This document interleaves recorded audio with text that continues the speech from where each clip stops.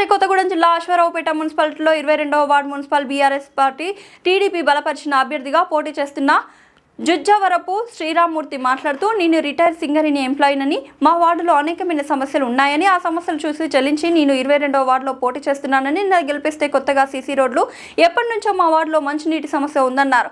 ఆ సమస్య తీరుస్తానని వార్డులో ఎవరికి ఎలాంటి సమస్య వచ్చినా అధికారుల దృష్టికి తీసుకెళ్లి ఆ సమస్యను తీర్చడానికి ప్రయత్నం చేస్తానన్నారు. కారు గుర్తుపై ఓటు వేసి నన్ను అఖండ మెజార్టీతో గెలిపించాలని ప్రార్థిస్తున్నానన్నారు.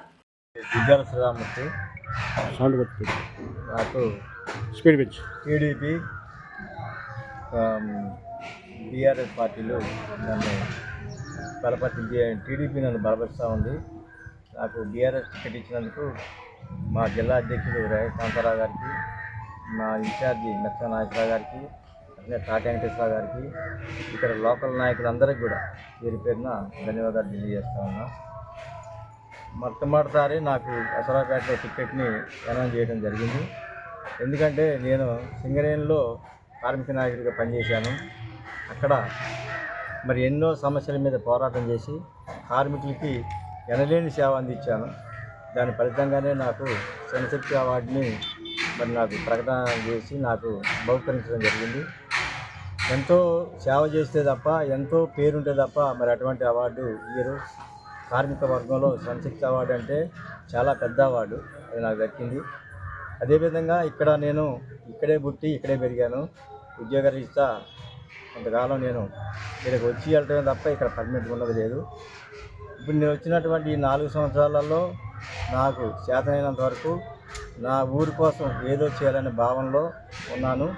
అదేవిధంగా ఇప్పటి వరకు నా చేతనైనంత వరకు ఏదో ఒకటి చేస్తూ పేదలకి నా యొక్క సహకారాలు అందిస్తున్నాను.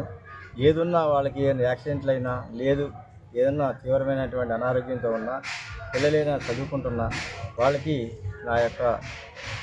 నాకు తోచింది నేను వాళ్ళకి సహాయ సహకారాలు అందిస్తూ ఉన్నాను. అదేవిధంగా నేను రిటైర్డ్ అయి ఉన్నాను. ఇప్పుడు ఉన్నటువంటి జీవితం మొత్తం కూడా నా ప్రజలకి, ఎందుకంటే ఇక్కడ పెరిగాను, ఈ గ్రామానికి సేవ చేయాలనేదే నా ఉద్దేశం. ఆ ఉద్దేశంతోనే నేను ఇప్పుడు ఈ రాజకీయాల్లో రావడం జరిగింది. ఇక్కడ బీఆర్ఎస్ పార్టీ నాకు పిలిచి టికెట్ ఇవ్వడం జరిగింది. దీన్ని మరి కృతజ్ఞత భావించి ఈ వార్డు 22వ వార్డు గెలిచి వాళ్ళకి కానుక ఇవ్వాలన్నదే నా యొక్క విషయం.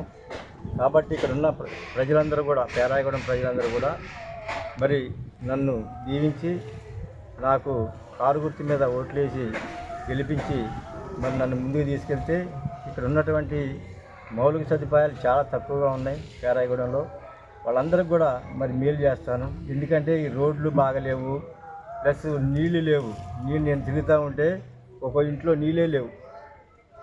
తర్వాత కరెంటు కూడా చూస్తే నైట్ పూట ఒక స్తంభానికి కూడా 2 స్తంభాలకు ఉంటే 3వ స్తంభానికి లైట్లు ఉండలేదు. ఇలాంటి పరిస్థితులు ఉన్నాయి. డ్రైనేజ్ వ్యవస్థ అంటే దారుణంగా ఉంది. మరి ఇక్కడ పారిశుద్ధ్యం కూడా సరిగా లేదు, పారిశుద్ధ్యం అసలు చేయట్లేదు. మరి నేనంతా చూస్తూ ఉంటే మరి అందుకే ఇక్కడ పేరాయగూడెంలో ఎక్కువగా జ్వరాల పాలవుతున్నారు, అనారోగ్యం పాలవుతున్నారు. కాబట్టి నేను వస్తే నేనుగా ఏదైతే ఉన్నాయో మౌలిక సదుపాయాలు అవి కంపల్సరీగా చేస్తాను. అదేవిధంగా ఇక్కడ నిరుపేదలు చాలామంది ఉన్నారు పేరాయగూడెంలో. అందరూ కూడా రెక్కాడితే తప్ప డొక్కాడినటువంటి పరిస్థితిలో ఉన్నారు మన వాళ్ళందరూ కూడా. మరి ఇలాంటి పరిస్థితులు ఉన్నప్పుడు కొంతమందిని చూసినట్టయితే పుట్టిగా డేరాలు ఇట్లా కట్టుకొని, డేరాలు ఇట్లా వేసుకొని మరి అందరూ జీవనం గడుపుతూ ఉన్నారు. మరి ప్రభుత్వం మరి అలాంటి వాళ్ళు ఎందుకు కనపట్ల నాకు అర్థం కాలేదు. వాళ్ళకి ఇల్లు ఇవ్వాల్సినట్టు అవసరం ఉంది. నేను కంపల్సరీగా కౌన్సిలర్ అయితే అటువంటి వాళ్ళు అందరికి కూడా చెప్తున్నా. నేను ఒకసారి మీ ముఖంగా కంపల్సరీగా చెప్తున్నాను. ఈ మీడియా ముఖంగా వాళ్ళందరికీ కూడా న్యాయం చేస్తాను. వాళ్ళందరూ కూడా ఇల్లు ఇచ్చేంతవరకు నేను పోరాటం చేస్తూనే ఉంటానని చెప్పి ఆశిస్తూ ఈ అవకాశం అందరూ కూడా ధన్యవాదాలు తెలియజేస్తూ నాకు మరొక అవకాశం ఇవ్వండి. కారు గుర్తు మీద మీ అందరూ ఓట్లు వేసి నన్ను గెలిపించండి. మీకు మేలు చేసుకుంటాను.